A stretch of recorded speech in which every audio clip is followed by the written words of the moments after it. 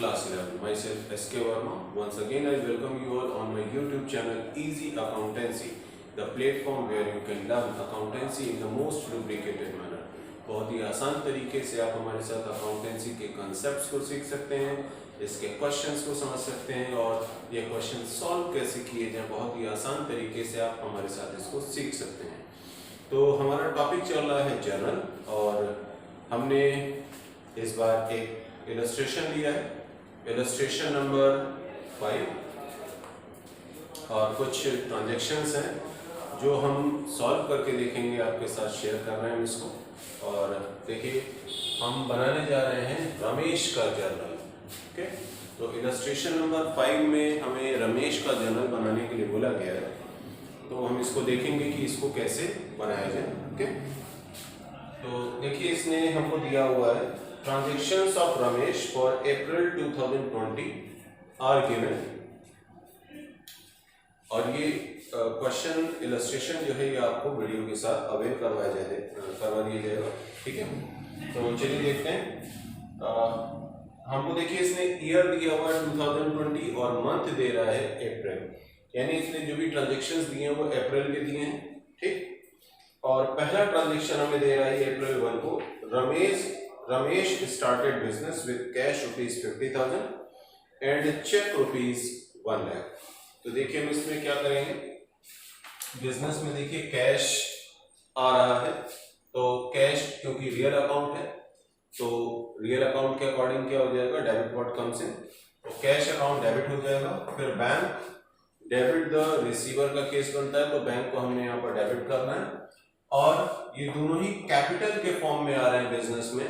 तो कैपिटल अगर हम देखें इसको पर्सनल अकाउंट के पॉइंट ऑफ व्यू से देखें तो क्रेडिट द गिवर का केस बनता है। ठीक है, और यही अगर हम मॉडर्न अप्रोच के अकॉर्डिंग देखें तो बिजनेस में कैश यानी असेट इंक्रीज कर रही है तो डेबिट होगा, बैंक यानी असेट इंक्रीज कर रही है तो डेबिट होगा, और कैपिटल यानी कैपिटल इटसेल्फ जब कभी इंक्रीज करती है तो उसको हम क्रेडिट करते हैं। तो इस पॉइंट ऑफ व्यू से हम देखेंगे कि कैश को हमने डेबिट किया है और डेबिट अमाउंट वाले में लिखा 50,000, बैंक को हमने डेबिट किया है और डेबिट अमाउंट वाले में लिखा 1 लाख, और टू कैपिटल तो ये हमारा क्रेडिट में दोनों का समेशन हमने लिख दिया। देखिए डेबिट इक्वल्स टू क्रेडिट हमारा ये टैली कर रहा है। ठीक, और एक तरीके की कंपाउंड एंट्री हमको देखने में आ रही है क्योंकि मोर देन 1 डेबिट आपको मिल रहा है, तो ये कंपाउंड एंट्री एक तरीके से बन रही है। अब इसके बाद हमने इसका क्या करना है, नरेशन लिखना है। नरेशन यानी जो भी ट्रांजैक्शन होता है उसका ब्रीफ डिस्क्रिप्शन हमें देना होता है। तो ट्रांजैक्शन के अकॉर्डिंग हमको देता है Ramesh started business with cash ₹50,000 and cheque ₹1 lakh. तो नरेशन हमारा आ जाएगा amount invested by Ramesh as capital. अब यहाँ देखिए लेजर फोलियो नंबर यहाँ पर इमेजिनरी डाला गया, क्वेश्चन में कहीं भी नहीं दिया गया हमें, लेकिन ये इमेजिनरी डाला जा रहा है। तो हमने यहाँ पर कैश के लिए इमेजिनरी डाल दिया, दैट इज 1, बैंक के लिए 5 और कैपिटल के लिए 4। तो लेजर फोलियो जैसा कि हम डिस्कस कर चुके हैं पिछले वीडियोस में भी, जो लेजर जहां पर जिस लेजर में ये यहां से हम पोस्टिंग करेंगे कैश की, उसका जो नंबर है वो हमने यहाँ पर लिखा है। इसी तरीके से बैंक की उसका जो नंबर है वो हमने यहाँ पर लिखा है, जर्नल। ठीक, तो इसके बाद अगला ट्रांजैक्शन हम देखते हैं। अगला ट्रांजैक्शन हम अप्रैल 1 को ही दे रहा है, कह रहा है paid for repair of premises के रिपेयर के लिए खर्च किया गया है, तो ये एक्सपेंस है। तो एक्सपेंसेस को हम क्या करते हैं, डेबिट करते हैं। तो रिपेयर्स अकाउंट डेबिट, और जब रिपेयर का पेमेंट किया जा रहा है यानी कैश में जा रहा है, कैश बिजनेस से जा रहा है, credit what goes out. Okay, तो कैश रियल अकाउंट के according credit what goes out का हमने कॉन्सेप्ट लगाना है। तो repair account debit to cash account, तो रिपेयर अकाउंट डेबिट हमारा देख लीजिए 1 लाख का इसने रिपेयर हमको दिया है 70,000 का, तो हमने इसको यहाँ पर 70,000 कर लेना है, रिपेयर का 70,000 है। और इसके अलावा इधर भी हमें ये 70,000 कर लेना है। ठीक है, paid for repair of premises,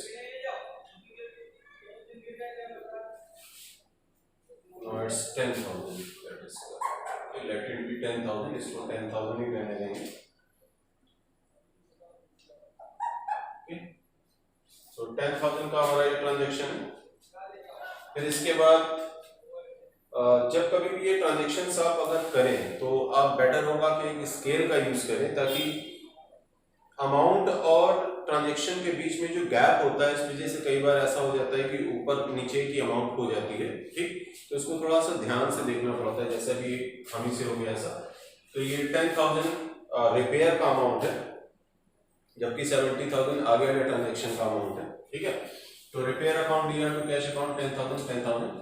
अब इसके बाद अप्रैल 2 में ही हम देखते हैं, कह रहा पेड इनटू बैंक ₹70,000, बैंक में 70,000 डिपॉजिट किया। तो बैंक हमारा देखिए असेट बढ़ रहा है, तो उसके पॉइंट ऑफ व्यू से बैंक को हमने डेबिट करना है। और दूसरा कैश, जो बिजनेस का कैश कम हो रहा है, तो जब कैश यानी असेट कम हो रहा है तो उसको हम क्या करेंगे, क्रेडिट करेंगे। ओके, तो बैंक अकाउंट को डेबिट किया, डेबिट अमाउंट कॉलम 70,000, और कैश को हमने क्रेडिट किया, क्रेडिट अमाउंट कॉलम में हमने लिखा 70,000। नरेशन लिख दिया हमने, amount deposited in the bank. Okay, अगला ट्रांजेक्शन देखेंगे, हमसे कहता है कि bought goods for cash, cash में गुड्स परचेज किया गया। तो हमारा अकाउंट इन्वॉल्व हो रहा है, एक तो कैश और एक तो परचेज, और दूसरा अकाउंट इन्वॉल्व हो रहा है कैश। तो परचेज कैसा अकाउंट हो गया, नॉमिनल, तो एक्सपेंस हमारा है क्योंकि ये, तो एक्सपेंसेस को हम डेबिट करते हैं, तो परचेज अकाउंट को डेबिट लिखा। और डेट ऑलरेडी हम यहाँ पर अप्रैल 3 डाल चुके हैं, क्योंकि अप्रैल 3 का ट्रांजेक्शन है। और दूसरा कैश असेट है, असेट डिक्रीज हो रहा है, तो डिक्रीज अगर असेट होता है उसे क्रेडिट करते हैं। तो हमने परचेज अकाउंट को डेबिट किया, अमाउंट हमने डेबिट अमाउंट कॉलम में लिखा, फिर कैश को हमने क्रेडिट किया और इसका अमाउंट हमने क्रेडिट अमाउंट कॉलम में लिखा। नरेशन लिख दिया हमने, goods purchase for cash. Okay, अगला ट्रांजेक्शन हम देखेंगे जो कि अप्रैल 4 का है, कहता है Drew cash from bank for office, यानी बैंक से पैसा निकाला है और बिजनेस के ऑफिस में लेकर के आए हैं। ठीक है, तो बिजनेस का जो बैंक अकाउंट है वो कम हो रहा है और बिजनेस का जो कैश है वो बढ़ रहा है। तो यहाँ पर आप देखिएगा अप्रैल 4 का ट्रांजेक्शन है, हमने डेट डाल दी ऑलरेडी। तो कैश हमारा बढ़ रहा है बिजनेस में, तो कैश रियल अकाउंट बढ़ाएंगे, तो इसको क्या करें, डेबिट व्हाट कम्स इन, तो कैश को हमने डेबिट कर दिया। और दूसरा बैंक अगर हम देखें तो क्रेडिट द गिवर का केस बन रहा है, इसलिए हमने बैंक को यहाँ पर क्रेडिट कर दिया। और इसका अमाउंट भी हम लिखते जा रहे हैं, 1000 और 1000 डेबिट और 1000 क्रेडिट। और यही अगर हम इसको मॉडर्न अप्रोच के अकॉर्डिंग देखें तो कैश हमारा क्या हो रहा है, बिजनेस का कैश यानी असेट बढ़ रहा है बिजनेस में, क्योंकि कैश बढ़ रहा है तो उसको हमने डेबिट किया। दूसरी तरफ बैंक वो भी असेट है, लेकिन ये बैंक कम हो रहा है तो असेट को हम क्रेडिट करेंगे, नहीं बैंक को यहाँ क्रेडिट करेंगे। तो इस तरीके से हमारी ये पूरी एंट्री कंप्लीट होती है। और इसका नरेशन हमने लिखा है, कैश विथड्रॉन फ्रॉम बैंक। आगे की ट्रांजेक्शन्स के लिए हमें ये इसको भी रब करना होगा। ओके,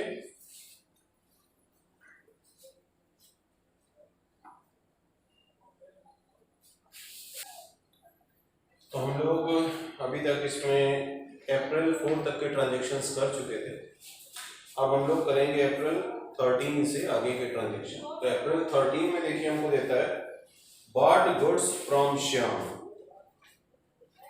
₹22,500, परचेज कर रहे हैं श्याम से, कैश का कोई ट्रीटमेंट नहीं बता रहा है, इसका मतलब ये क्रेडिट परचेज हो रहा है। ठीक, तो एक अकाउंट अफेक्ट कर रहा है परचेज और दूसरा अकाउंट अफेक्ट कर रहा है श्याम। ओके, डेट हमने डाल दी अप्रैल 13, तो हमारा ट्रांजेक्शन हो जाएगा purchase account debit to Shyam, purchase account debit to Shyam.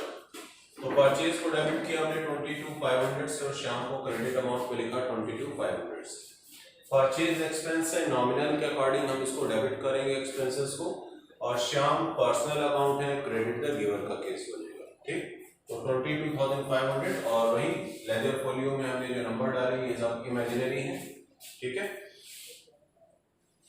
Narration लिखना होगा हमने यहाँ पर, goods bought from Shyam on credit. Okay, फिर देखते हैं अप्रैल 13 में हमको अगला ट्रांजेक्शन फिर से अप्रैल 13 का ही दे रहा है, कह रहा है paid cartage on goods purchased 500।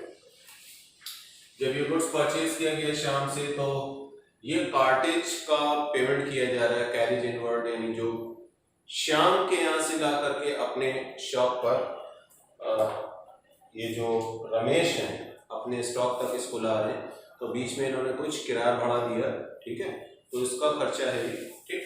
तो कैरेज इनवर्ड का एक्सपेंस बनेगा ये, ठीक है। कोई अगर गुड्स परचेज करते हैं तो जहां से परचेज कर रहे हैं वहां से अपने स्टॉक तक लाने के लिए बीच में जो भी ट्रांसपोर्टेशन एक्सपेंस लगता है, ठीक। और ये नॉर्मली शहर के अंदर का ही होता है, यानी बड़े अमाउंट इसमें आपको नॉर्मली नहीं देखने में आएंगे, ठीक है। डिपेंड करेगा कि आप परचेज का जो कितना क्वांटिटी में परचेज किया गया, but basically it is just a kind of transportation expense, ठीक है। तो कैरेज इनवर्ड हमारा एक एक्सपेंस हो गया जो हमारा परचेज के ऊपर लग रहा है, तो कैरेज इनवर्ड, और ये एक्सपेंस है तो एक्सपेंस को हम डेबिट करते हैं, carriage inward account debit to cash account, क्योंकि जब इसका पेमेंट किया जा रहा है तो कैश जा रहा है। कैश कैसा रियल अकाउंट है, क्रेडिट व्हाट गोज आउट, ठीक, ट्रेडिशनल अप्रोच। वहीं अगर हम मॉडर्न अप्रोच देख लें तो क्या हो जाएगा इसका इफेक्ट कि कैश असेट है, असेट कम हो रहा है तो क्रेडिट करेंगे हम इसको, ठीक है। और कैरेज इनवर्ड एक्सपेंस है, एक्सपेंसेस डेबिट किए जाते हैं, तो डेबिट अमाउंट कॉलम में 500 लिखा और कैश का क्रेडिट अमाउंट कॉलम में 500 लिखा। अगला ट्रांजैक्शन देखते हैं अप्रैल 20, कहता सोल्ड गुड्स टू कृष्णा, तो ये क्रेडिट सेल हो रहा है क्योंकि कैश ट्रांजैक्शन नहीं बता रहा कहीं भी, और इसमें अकाउंट इन्वॉल्व हो रहा है, एक तो कृष्णा का अकाउंट इन्वॉल्व हो रहा है, दूसरा सेल्स अकाउंट। सेल्स रेवेन्यू है, रेवेन्यू जनरेट होता है तो उसको हम क्रेडिट करते हैं नॉमिनल के अकॉर्डिंग, और कृष्णा पर्सनल अकाउंट में आ जाएगा तो डेबिट द रिसीवर का केस बनेगा, इसलिए हमें कृष्णा को यहाँ डेबिट कर देना 15,000 से, क्योंकि ट्रांजैक्शन जो हो रहा है वो 15,000 का हो रहा है, okay. Sold goods to Krishna 15,000, तो Krishna DR to sales account 15,000 debit और 15,000 credit. Goods sold to Krishna on credit narration हो जाएगा।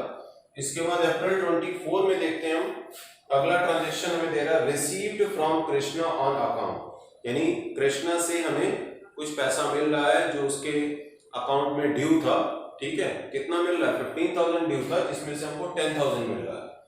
तो ये हमें क्रेडिट ट्रांजैक्शन हुआ था 20 का, तो वो अब उसका 24 का हमें 24 को हमें उसी ट्रांजैक्शन के अगेंस्ट कुछ पेमेंट हमें कृष्णा ने दिया है। तो यहाँ पर मतलब ये रमेश की बुक्स में कर रहे हैं तो रमेश को दिया ये, ठीक। तो रमेश अपने यहाँ की एंट्री पास करेंगे क्योंकि रमेश को कैश मिल रहा है, तो cash real account debit what comes in, तो कैश आ रहा है बिजनेस में तो कैश को हमने डेबिट किया। और इसी तरीके से कृष्णा जो हमारे प्रीवियसली डेटर बने थे, डेटर हमारे अब क्या हो गया, कृष्णा यहाँ गिवर हो गए, तो debit the receiver and credit the giver का केस बनता है। तो कृष्णा यहाँ पर क्योंकि गिवर हो गए तो हम इनको क्रेडिट करेंगे, तो कैश को हमने यहाँ डेबिट कर दिया 10,000 से, कृष्णा को हमने क्रेडिट कर दिया 10,000 से, ठीक। तो cash received from Krishna on account, okay, narration हमारा हो जाता है। अब अप्रैल 28 को देखते हैं हमें क्या कहता है। अप्रैल 28 को इसने बोला है कि paid to Shyam by cheque, देखिए श्याम से हमने परचेज किया तो अब उनको हम पेमेंट कर रहे हैं, और पेमेंट हम उनको चेक से कर रहे हैं। कितने का पेमेंट कर रहे हैं, 22,500। तो यानी हम अपने बिजनेस की गुडविल को मेंटेन रखना चाहते हैं कि हमने पूरा पेमेंट हमारे पास अवेलेबल और हमने कर देना है। सपोज दैट मतलब रमेश के पॉइंट ऑफ व्यू से बता रहे हैं, तो श्याम को अगर हमने पेमेंट किया तो श्याम होगा रिसीवर। यहाँ देखिए श्याम हमारे क्या बने थे, क्रेडिटर बने थे, तो वही अब हम उनको पेमेंट कर रहे हैं, तो श्याम होगा हमारे क्या, रिसीवर, श्याम रमेश के पॉइंट ऑफ व्यू से। तो हमने क्या कर दिया, श्याम को किया डेबिट, तो debit the receiver credit the giver, personal account का रूल बनता है, तो श्याम को हमने किया यहाँ पर डेबिट। और दूसरा पेमेंट हम इनको चेक से कर रहे हैं, तो चेक बैंक, बैंक कैसा है, पर्सनल अकाउंट, तो हम इसको क्या करते हैं, क्रेडिट द गिवर। तो बिजनेस के पॉइंट ऑफ व्यू से बिजनेस का बैंक अकाउंट जो है वो बिजनेस गिवर बन रहा है, तो टू बैंक अकाउंट हमने यहाँ पर कर दिया 22,500। श्याम को हमने डेबिट किया और बैंक को हमने क्रेडिट किया, तो क्रेडिट अमाउंट वाले में 22,500 हमने यहाँ लगा दिया। श्याम को अगर हम मॉडर्न अप्रोच के अकॉर्डिंग देखें तो हमारा जो क्रेडिटर यानी लायबिलिटी कम हो रही है, तो लायबिलिटी को कम करने पर हम उसे डेबिट करते हैं। और बैंक जो कि असेट है, तो असेट अगर हमारी कम होती है क्योंकि हम पेमेंट कर रहे हैं, तो असेट रिड्यूस कर रहे हैं तो उसको हम क्रेडिट करते हैं। तो ये अप्रोच भी हमने आपको एक्सप्लेन कर दी इसमें। अब इसमें नरेशन देख लेते हैं हमारे पास क्या आ रही है, amount paid to Shyam by cheque, okay. तो अभी कुछ और ट्रांजेक्शन हम इसमें भी नोट डाउन करेंगे और आपको एक्सप्लेन करते हैं। Let me remove it now, इसको रब करते हैं अभी हम, ओके।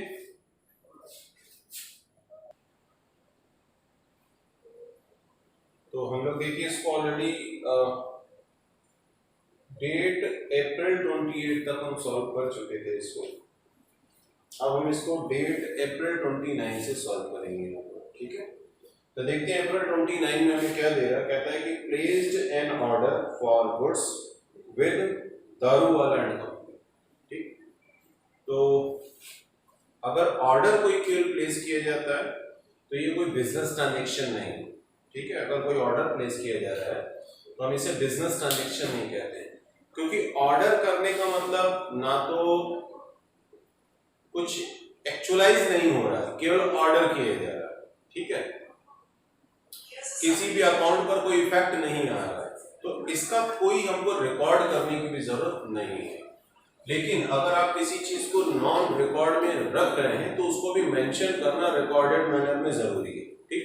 यानी अगर आपने किसी ट्रांजैक्शन की जर्नल एंट्री नहीं बनाई है तो आप इसको मेंशन करें रूल के अकॉर्डिंग कि ये क्योंकि एक ऑर्डर है और ऑर्डर को रिकॉर्ड करने की जरूरत नहीं है, ये आपको लिखना होगा, ठीक है। तो इसलिए देखिए हमने भी यहाँ पर लिख दिया April 29 placing of an order is not a transaction, ठीक। तो इसलिए हमने इसका क्योंकि ट्रांजेक्शन ही नहीं तो ये हमें यहाँ मेंशन करना पड़ेगा कि ये रूल के अकॉर्डिंग हम इसको यहाँ पर रिकॉर्ड नहीं करते, ठीक। फिर अगला ट्रांजेक्शन हम देखेंगे। ट्रांजेक्शन हमको देता है डेट अप्रैल 30, कह रहा है कि cash sales rupees 8,000, cash sales rupees 8,000 का कैश सेल्स किया गया है। तो देखिए बिजनेस में कैश आ रहा है, कैश असेट है, असेट इंक्रीज करेगा तो डेबिट, और दूसरा क्या है सेल्स, सेल्स बिजनेस के लिए इनकम है, इनकम क्या करते हैं हम क्रेडिट करते हैं, ठीक है। तो असेट के पॉइंट ऑफ व्यू से देख लीजिए और दूसरा सेल्स नॉमिनल के पॉइंट ऑफ व्यू से अगर हम देखें, और कैश को अगर हम रियल के पॉइंट ऑफ व्यू से भी देखें तो डेबिट पॉइंट कमसिन का क्रेडिट केस बन रहा है, तो हमने इसलिए कैश को डेबिट किया। दूसरा सेल्स हमारा नॉमिनल में आता है, तो नॉमिनल में जितने भी रेवेन्यूज हैं, इनकम है, अगर ये क्रिएट होते हैं तो उसको हम क्रेडिट करते हैं। तो सेल्स यहाँ पर बिजनेस में आप देख लीजिए क्या बन रहा है, रेवेन्यू जनरेट कर रहा है, तो इसलिए हमने इसको क्रेडिट किया और इसका अमाउंट हमने क्रेडिट अमाउंट पर लेना है, ठीक है। फिर तो हमारा ये ट्रांजैक्शन कंप्लीट हो गया, cash account debit to sales account, और नरेशन हमने लिखना है brief description goods sold for cash. अच्छा, एक रूल हम ऑलरेडी आपको अपने पिछले वीडियोस में बता चुके हैं कि जब कभी भी एक एंट्री हमारी कंप्लीट हो जाती है तो अगली एंट्री पर जाने के पहले आपको एक लाइन से, मतलब एक लाइन पर्टिकुलर कॉलम में आपको ट्रांजैक्शंस यानी एंट्रीज को बाइफरकेट करने के लिए ड्रॉ करनी होती है। तो ये लाइन हमने उसी को ही ड्रॉ किया है। तो कुछ जो रूल्स जब हमने पिछले वीडियो में आपको बताया हुआ है कि जर्नल एंट्री आप बनाते समय किन रूल्स को आप फॉलो करते हैं, तो वीडियो आप हमारा जरूर देखिएगा, ठीक है।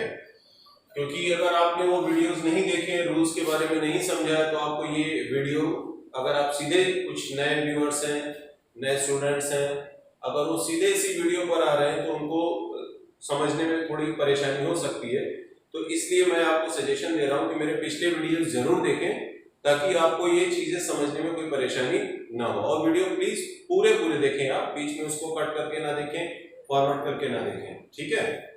चलिए आगे देखते हैं कि अप्रैल 30 को हमारा ट्रांजैक्शन हो रहा है, दैट इज कि paid salary to Ram. Ram employ है और रमेश के, तो उनको सैलरी दी जा रही, तो यहाँ पर राम को हमने इग्नोर करना है। हमारा अकाउंट अफेक्ट करेगा सैलरी और दूसरा अकाउंट अफेक्ट करेगा हमारा कैश, ओके। तो सैलरी क्योंकि बिजनेस में एक्सपेंस है, एक्सपेंसेस को हम डेबिट करते हैं, तो वह हमने डेबिट किया रूल के अकॉर्डिंग। और सैलरी का पेमेंट कैश में जा रहा है, तो कैश कैसा है, कैश हमारा असेट डिक्रीज हो रहा है, उसके पॉइंट ऑफ व्यू से अगर हम देखें तो असेट का डिक्रीज हम क्रेडिट करते हैं, तो इसलिए हमने कैश को क्रेडिट किया टू कैश, और सैलरीज अकाउंट डेबिट किया हमने 3000 से, और कैश अकाउंट को क्रेडिट किया हमने 3000 से। नरेशन हमने पास करना है amount paid as salaries, okay. अगला ट्रांजैक्शन हम देखेंगे अप्रैल 30 को, फिर से देता है हमें, कह रहा पेड फॉर स्टेशनरी, यानी स्टेशनरी परचेज करी गई, बिजनेस के पॉइंट ऑफ व्यू से बता रहा है। स्टेशनरी अगर परचेज करी जा रही तो स्टेशनरी बिजनेस के लिए रूटीन एक्सपेंस है, तो हमने यहाँ पर स्टेशनरी अकाउंट लिया, दूसरा अकाउंट हमने लिया है कैश, क्योंकि अगर स्टेशनरी परचेज कर रहे हैं तो ये कैश में ही परचेज हो रही है।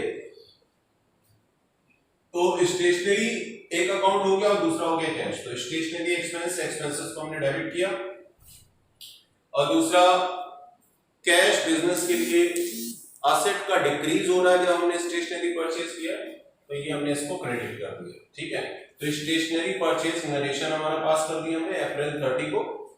इसके बाद अगला ट्रांजैक्शन हमको देता है received balance payment from Krishna.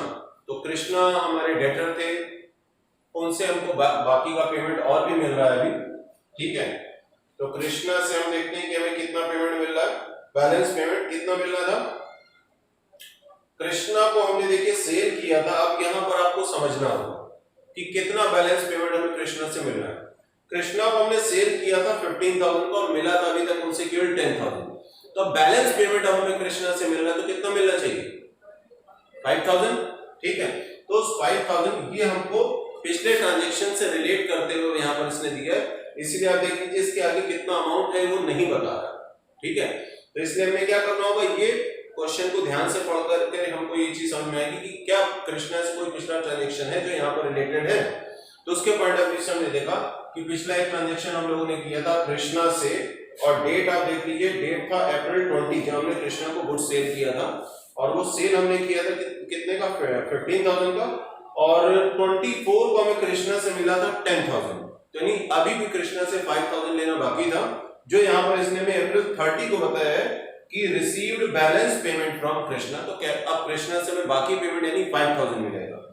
तो कृष्णा से अगर हमें 5,000 मिल रहा है यानी कैश बिजनेस में आ रहा है, एसेट इंक्रीज कर रहा है, तो कृष्णा को हमने कैश को हमने डेबिट कर दिया।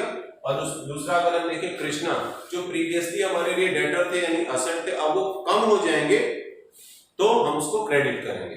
ठीक है, तो ये हमने आपको नॉमिनल के पॉइंट ऑफ व्यू से बता दिया। ये अब अगर हम मतलब ट्रेडिशनल अप्रोच में बता दिया, ये अगर हम मॉडर्न अप्रोच में चले इसी ट्रांजैक्शन को, तो कैश बिजनेस में आ रहा है, एसेट इंक्रीज हो रही है तो डेबिट करेंगे। और कृष्णा को अगर हम देखें तो कृष्णा हमारे लिए एसेट है। ठीक, तो एसेट प्रीवियसली थे अब नहीं है, कम हो रहे तो एसेट डिक्रीज हो रही है। ठीक, इसलिए हमने इसको क्रेडिट कर दिया। तो कृष्णा को जब हमने क्रेडिट किया तो क्रेडिट अमाउंट कॉलम में लिखा 5,000, और कैश का डेबिट कर रहे तो डेबिट अमाउंट कॉलम में लिखा हमने 5,000। और डेट ऑलरेडी ये 30 का है, हम ऑलरेडी इसमें यहाँ पर डाल चुके हैं। नरेशन हमने लिखना है यहाँ पर पेमेंट रिसीव, कृष्णा से पेमेंट रिसीव हो रहा है तो नरेशन हमने लिख दिया पेमेंट रिसीव। अच्छा, एक पॉइंट और आप थोड़ा सा ध्यान दीजिएगा कि ये सारे ट्रांजैक्शंस, क्योंकि हमने तो आपको एक बोर्ड पर ये सारे ट्रांजैक्शन एक बार में नहीं आ सकते, तो हमने इसको रब करना था, तो हमने रब किया। ठीक, आपने एक ही पेज पर अगर ये सारे के सारे ट्रांजैक्शंस किए हैं तो आपको नीचे ला करके उसे टोटल करना होगा। ठीक है, जैसे हमने यहाँ पर आपको ये टोटल करके बताया सारे ट्रांजैक्शंस। हम मान लेते हैं कि पिछले सारे ट्रांजैक्शन इसके ऊपर जैसे से लगे होंगे, अगर आप एक ही पेज पर इसको करते जा रहे हैं। तो डेबिट अमाउंट कॉलम का टोटल हमने किया और क्रेडिट अमाउंट कॉलम का टोटल किया, आप देखेंगे दोनों टैली कर जाएगा यानी इक्वल आएगा, और पर्टिकुलर में हमने लिख दिया टोटल। ठीक है, तो this is all about this question. Illustration number 5 we have solved.